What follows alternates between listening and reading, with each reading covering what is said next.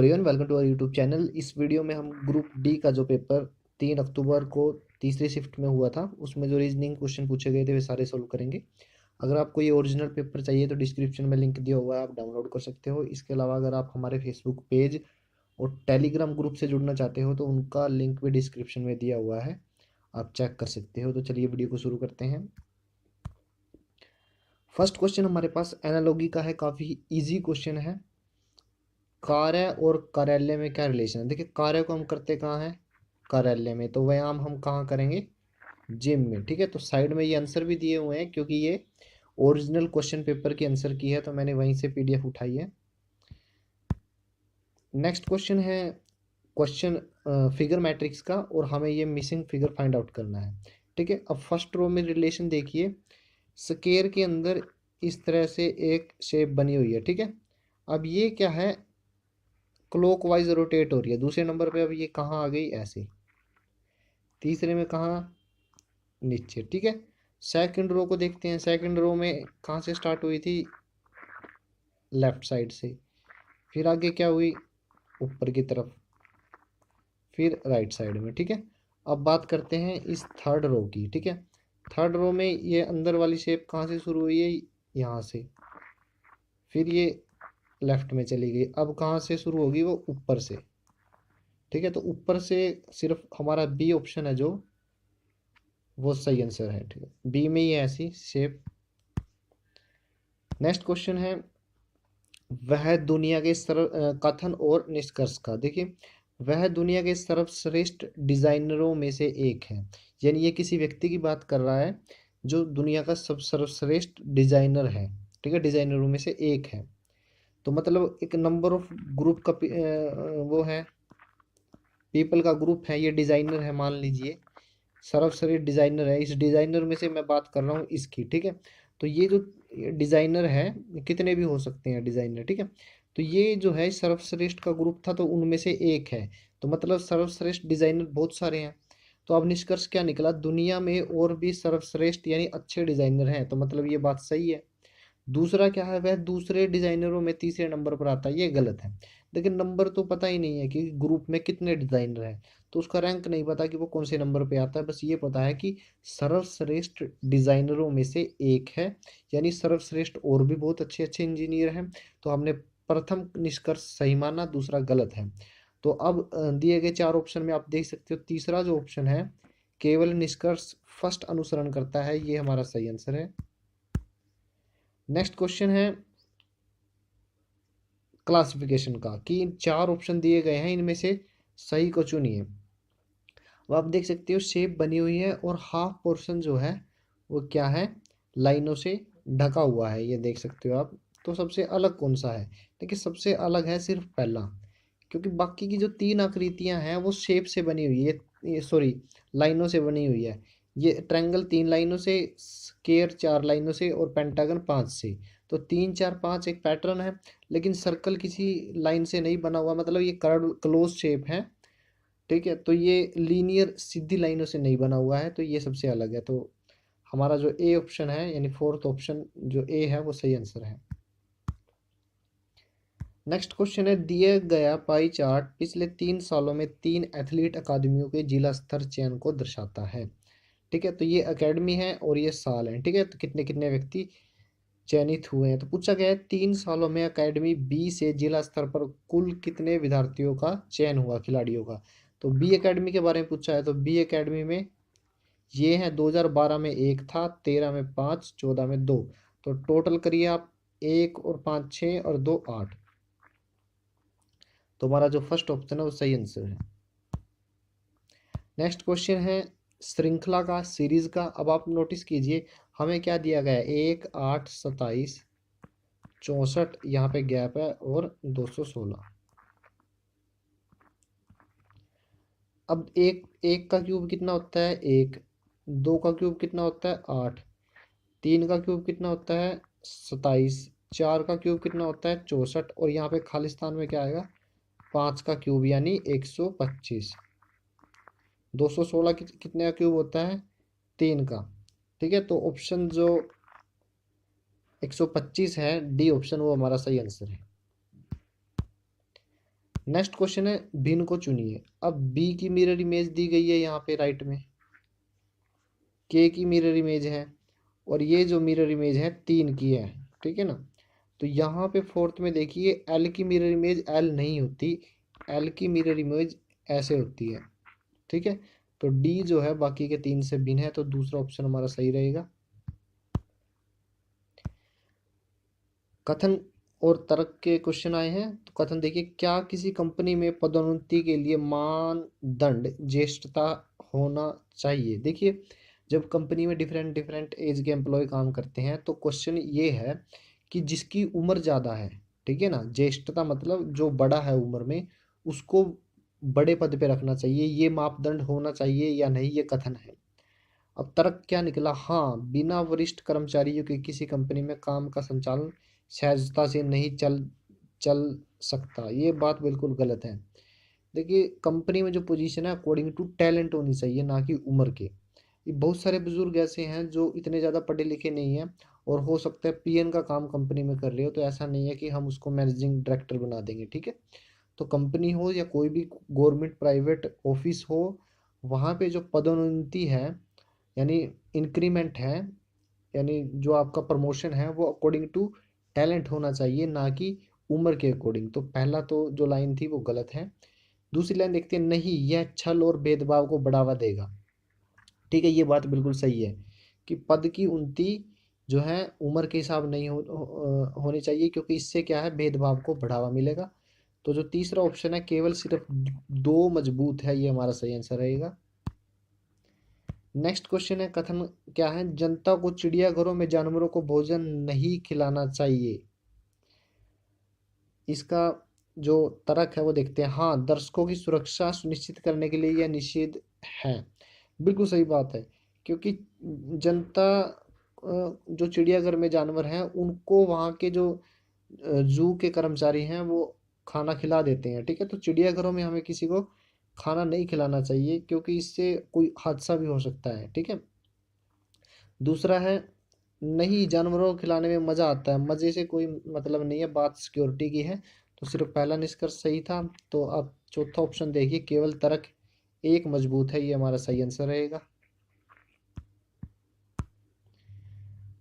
Next question है embedded figure का। Embedded figure मतलब छुपी हुई आकृति, ठीक है। तो प्रश्न फिगर जो है, जो प्रश्न फिगर है वो 4 ऑप्शन में कहीं छुपा हुआ है। तो हमारा प्रश्न फिगर देखिए, प्रश्न आकृति इस तरह से है, और फर्स्ट फिगर से हम ढूंढते हैं इसमें। अब फर्स्ट फिगर में देखिए, ए फिगर में ये आकृति फर्स्ट फिगर में ही छुपी हुई है, तो फर्स्ट हमारा आंसर रहेगा। नेक्स्ट क्वेश्चन है, नंदन का मुख पश्चिम की दिशा की ओर है। देखिए सबसे पहले मैं आपको दिशा बता दूं कि ये है पूर्व, ये पश्चिम, ये उत्तर, ये दक्षिण, ठीक है। अब क्या है कि नंदन का मुख पश्चिम की दिशा की ओर है, नंदन, ये नंदन है। मैं कलर चेंज कर देता हूँ, ये जो हरे रंग का है ये नंदन है, ये पश्चिम की ओर मुंह करके खड़ा हुआ है, ठीक है। अब क्या किया, वह 135 घड़ी की दिशा में मुड़ता है, तो 90 डिग्री तो ये रहा, 90 डिग्री तो ये हो गया, और 45 डिग्री और है, ये 45 डिग्री, टोटल कितना हो गया 135। तो अब उसका मुख कहाँ पे है, इस तरह से। तो मैंने स्टेटमेंट कहाँ तक पढ़ ली, वह 135 घड़ी की दिशा में मुड़ता है। अब उसके आगे क्या करता है, वह फिर 45 डिग्री घड़ी की विपरीत दिशा में मुड़ता है। अब वो यहाँ पे देख रहा था, अब वो 45 डिग्री वापिस एंटी क्लॉकवाइज मूव करता है। तो अब उसकी पोजीशन पूछी गई है, वो कहाँ पे है। अब वो, मैं कलर चेंज करता हूँ, अब वो यहाँ पे है उत्तर की दिशा में, ठीक है। तो आंसर क्या रहेगा, उत्तर दिशा। ऑप्शन तो तीसरा है वो सही आंसर है। नेक्स्ट क्वेश्चन है, उपरोक्त चित्र उन छात्रों को दर्शाता है जो कक्षा में 3 खेल एम एन और एल खेलते हैं। ये सर्कल के अंदर खेल हैं, ये खेल के नाम है एम एन और एल हैं। जो न्यूनतम 2 खेल खेलते हैं ऐसे छात्रों की संख्या ज्ञात कीजिए। न्यूनतम 2 यानी 2 खेल खेलें, और इससे न्यूनतम यानी ज़्यादा से ज़्यादा 3 भी खेल सकते हैं। तो 2 और 3 खेलने वाले व्यक्तियों की हम संख्या निकालते हैं तो आप देखिए ये 7 जो है वो एम भी खेलता है और एल भी खेलता है, तो 7 मैंने यहाँ पे लिख लिए। इसके बाद 9 जो है ये वाले, 9 एन भी खेलता है और एल भी खेलता है, ये 9 भी मैंने लिख लिए। ये जो 8 है ये एम भी खेलता है और एन भी खेलता है, तो 8 भी ये रहेंगे। प्लस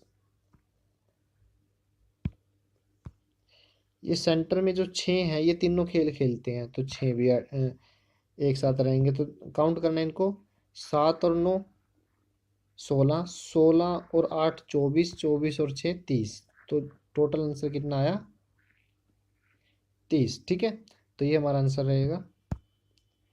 नेक्स्ट क्वेश्चन है, इंडिया और रूपी में क्या रिलेशन है? इंडिया की करेंसी क्या है? रूपी। तो यूके की करेंसी क्या रहेगी? पाउंड। तो ये हमारा आंसर है। नेक्स्ट क्वेश्चन है, विज्ञान, भौतिक विज्ञान और जीव विज्ञान। देखिए भौतिक विज्ञान यानी फिजिक्स एक अलग ब्रांच है साइंस की, और जीव विज्ञान यानी बायोलॉजी। देखिए फिजिक्स और बायोलॉजी ये दोनों दोनों अलग अलग ब्रांच हैं, बट है तो साइंस। तो बड़ा सर्कल क्या रहेगा? साइंस यानी विज्ञान। तो हमारा जो ऑप्शन चौथा है वो सही आंसर है। नेक्स्ट क्वेश्चन है, सभी लड़के गायक हैं। लड़के, सभी लड़के गायक हैं, ये मैंने लड़के का सर्कल बनाया। चूंकि सभी लड़के गायक हैं तो गायक का बड़ा सर्कल बनेगा। ठीक है, अब ये जो जगह बची हुई है हो सकता है यहाँ पे कोई लड़की भी हो, ठीक है ना, क्योंकि लड़के तो एक सर्कल में आ गए। ठीक है, अब बस्ती क्या है? लड़कियां। तो बाकी का जो एरिया है वो लड़कियों के लिए है। अब और कुछ पढ़ते हैं। दूसरा कथन है, कुछ गायक प्रशिक्षित होते हैं। कुछ गायक प्रशिक्षित होते हैं, तो मैंने एक सर्कल और बना लिया प्रशिक्षित का। बिल्कुल सही बात है कि कुछ होते हैं। अब निष्कर्ष देखिए क्या निकला, सभी गायक लड़के हैं। ये तो गलत हो गया, सभी गायक लड़के हैं, क्योंकि मैंने अभी बताया कि ये जो एरिया है इसमें जो गायक हैं वो लड़के नहीं है, लड़कियां हैं। नेक्स्ट देखते हैं, कुछ कुछ लड़कों को प्रशिक्षित किया जाता है। कुछ लड़के को प्रशिक्षित किया जाता है, इसका इस कथन से कोई रिलेशन नहीं है, क्योंकि यहाँ तो कथन में, दूसरे कथन में सिर्फ ये बोला है कुछ गायक प्रशिक्षित होते हैं, तो लड़कों की तो बात नहीं थी, तो दूसरा भी गलत हुआ। तो हमारा जो तीसरा ऑप्शन है, न तो फर्स्ट और न ही दो पालन करता है, ये हमारा सही आंसर है। नेक्स्ट क्वेश्चन है, भिन्न को चुने। अब ये क्लोज आकृति है, ये भी क्लोज है और ट्रायंगल भी क्लोज है। ये जो है ये एक ओपन शेप है, तो हमारा जो तीसरा ऑप्शन है सी ऑप्शन है ये वाला, यानी ये फर्स्ट ऑप्शन में दिया गया है, ये हमारा सही आंसर रहेगा। नेक्स्ट क्वेश्चन कथन का, कुछ एल्बम फोटो हैं। ये एल्बम है, कुछ एल्बम फोटो है, ये फोटो है। ठीक है, सभी फोटो फ्रेम्स हैं। सभी फोटो फ्रेम हैं, तो इसका मैं अलग सर्कल बनाता हूँ।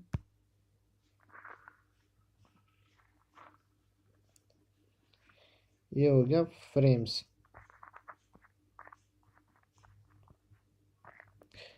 Album photo frames.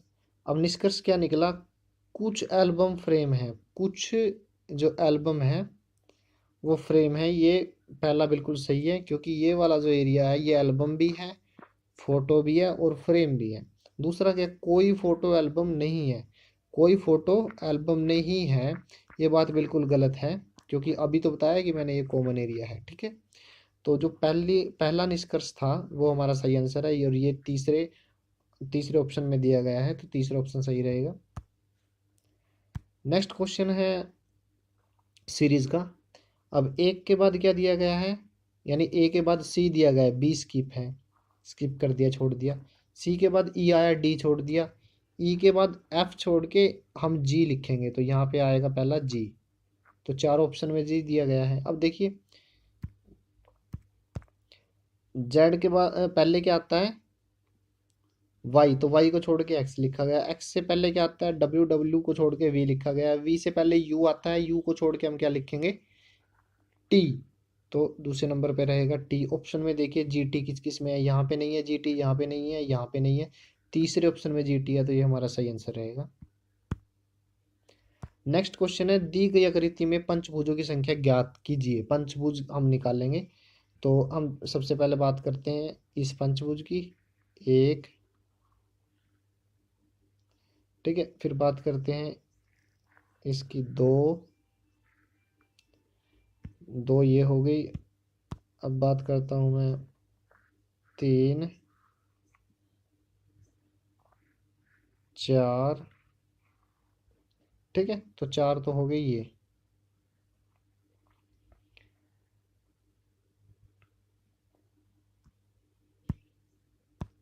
तो चार तो हम काउंट कर चुके हैं, ठीक है। और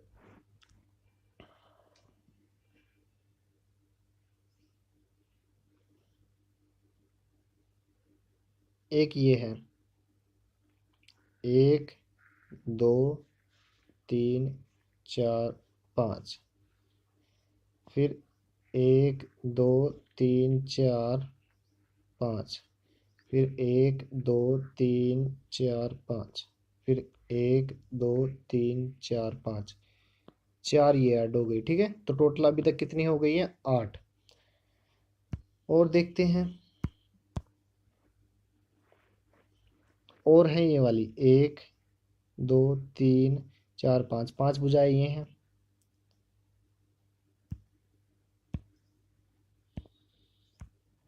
एक ये है, दो, एक ये है, तीन,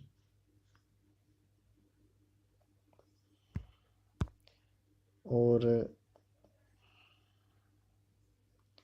एक ये है, चार। तो हमने आठ पहले काउंट की थी, चार अब टोटल कितनी होगी? 12।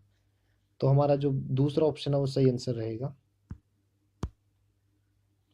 नेक्स्ट क्वेश्चन है मैथमेटिकल ऑपरेशन का। 28, 3, 12, 4 और 10 दिया गया है, ठीक है। तो 28 और 3 के बीच में गुना है, गुना को क्या लिखना है आपको? गुना को लिखना है हमें प्लस। 3 और 12 के बीच क्या है? प्लस। तो प्लस को क्या लिखना है हमें? प्लस का मतलब माइनस है। और 12 और 4 के बीच माइनस है, माइनस का मतलब भाग है। और 4 और 10 के बीच भाग है, तो भाग का क्या मतलब है? गुना, ठीक है। तो डिमोस का रूल लगेगा। पहले डिवीजन, तो 12 डिवाइड में 4 कितने होते हैं? 3। फिर मल्टीप्लिकेशन, 10 और 3 की मल्टीप्लिकेशन 30। फिर एडिशन होगा, 28 और 3 31। 31 माइनस 30 कितने होते हैं? 1। तो हमारा जो तीसरा ऑप्शन है 1, ये हमारा सही आंसर रहेगा। नेक्स्ट क्वेश्चन है विमला की उम्र क्या है? कथन यानी प्रश्न ये था। अब ऑप्शन क्या है? विमला, कमला और सुधा सारे समान उम्र के हैं। समान के तो है, लेकिन हमें पता नहीं है कि वो कितने उम्र के हैं। तो पहला तो गलत हुआ। दूसरा क्या है? विमला, कमला, अमला की उम्र 32 साल है और अमला की उम्र विमला और कमला दोनों की उम्र के बराबर है। बिल्कुल सही है ये। देखिए, जो तीन लेडी हैं उनकी टोटल उम्र कितनी है? मैंने तीन लेडी को एक्स, वाई और जेड मान लिया, ठीक है। और तीनों की उम्र बराबर है, तो मैं तीनों को बराबर करूंगा, ठीक है। तो यानी मैं इसको 3x लिख सकता हूँ। 3x किसके बराबर आ जाएगा? 32 के। तो एक लेडी की उम्र क्या रहेगी? 32/3 वर्ष, ठीक है। तो हमारा जो सेकंड निष्कर्ष था, कथन था, वही आंसर है। तो फर्स्ट ऑप्शन आप देख सकते हो, केवल आंकड़ा द्वितीय प्राप्त है, ये हमारा सही आंसर रहेगा। नेक्स्ट क्वेश्चन करते हैं दर्पण प्रतिबिंब का। उसमें क्या होता है? लेफ्ट और राइट दोनों चेंज होते हैं, ठीक है ना। तो राइट वाली चीज़ लेफ्ट में दिखाई देती है, लेफ्ट वाली चीज़ राइट में। तो सर्कल जो है वो राइट में है, तो हमें लेफ्ट में दिखाई देगा। तो सी और डी तो गलत हो गए। सर्कल जो है वो लेफ्ट में ए में भी है और बी में भी है। अब बात करते हैं कलर की। सर्कल के दो कलर हैं ये वाले। तो वाइट कलर किस में है? लेफ्ट में। और ब्लैक कलर राइट में है, ठीक है। तो उल्टा हो जाएगा मिरर इमेज में। मिरर इमेज में ब्लैक कलर कहाँ आएगा? लेफ्ट में। तो मिरर इमेज में ब्लैक कलर लेफ्ट में सिर्फ फर्स्ट ऑप्शन में है। तो हमारा जो ए ऑप्शन है वो सही आंसर है। नेक्स्ट क्वेश्चन है, बास्केट को कोड में लिखा गया है ABKSTE, ठीक है ना। तो कैसे कोड किया गया है?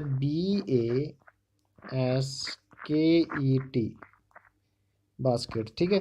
तो कोडिंग कैसे है? बी के एस टी ई, यहाँ पे ये ई था। तो कोडिंग इस तरह से है कि ए बी को उल्टा लिखा गया है, एस के को के एस लिखा गया है और ई टी को टी ई लिखा गया है, इस तरह से कोडिंग है। तो सेम रूल अपना के एक्टिव को हम लिखेंगे ए C T I V E, ए सी को सी ए लिखेंगे, टी आई को आई टी और वी ई को ई वी। तो सी ए आई टी ई वी, तो ये हमारा सही आंसर रहेगा। नेक्स्ट क्वेश्चन है, एक बायोमेट्रिक यानी फिंगरप्रिंट प्रणाली कर्मचारी को समय पालन का अमल पर कराने के लिए एक अच्छा उपकरण है और नीति शास्त्र किसी कार्यस्थल के लिए बहुत ज़रूरी है। नीति शास्त्र किसके, देखिए बायोमेट्रिक से तो हमें पता चलेगा कि हमें टाइम पे पहुंचना है, ठीक है, बायोमेट्रिक से। और नीति शास्त्र किसी कार्यस्थल के लिए बहुत ज़रूरी है, तो ये भी एक कथन में लिखा हुआ है। अब अवधारणा क्या है, केवल बायोमेट्रिक कर्मचारियों को समय पालन नहीं करा सकता, ये गलत है। बायोमेट्रिक ही समय पालन करा सकता है, ठीक है ना। दूसरा क्या है, कार्यस्थल नीति शास्त्र अनुशासन समय पालन बनाने में महत्वपूर्ण भूमिका निभाता है, ये भी बात सही है।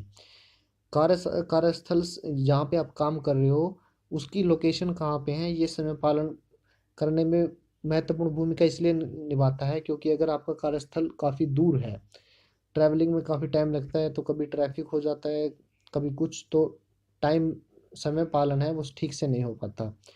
तो हमारा जो दूसरा ऑप्शन है वो सही आंसर है।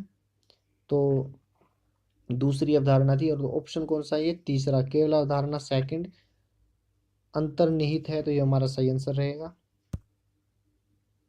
नेक्स्ट क्वेश्चन है, उपरोक्त श्रृंखला का उपयोग करते हुए यह ज्ञात कीजिए कि कौन सी संख्या समूह से संबंधित नहीं है। तो पहली संख्या क्या थी, 688।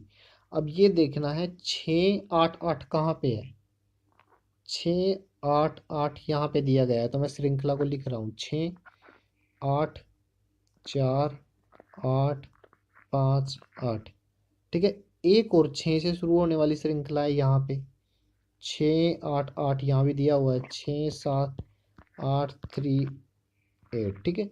तो आप देख सकते हो, गैप देखते हैं हम, 6 से 8 के बीच कितने नंबर का गैप है, 2 का, 7 और 4 का, और 8 से 8 1 का, तो ये तो होगा गलत।